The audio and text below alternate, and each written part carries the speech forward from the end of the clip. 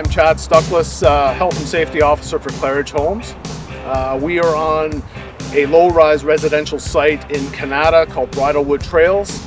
We have roofing going on, we have bricklaying, we have some activities inside, drywall, electrical, some finishing touches inside. We have a lot of finished units here, and we have 3 blocks under rough construction.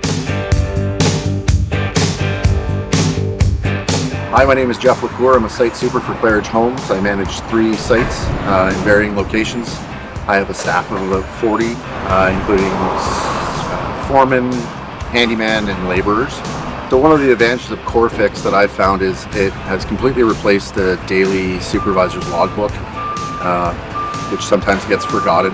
One of the nice things is that it pushes a notification to us to let us know that we need to do it by a certain time. It also gives me the advantage of, as I've got 3 sites running, I can have my foreman do the form for me and then add me as a signee, so I can ensure that it's done every day, including the weekly one every week.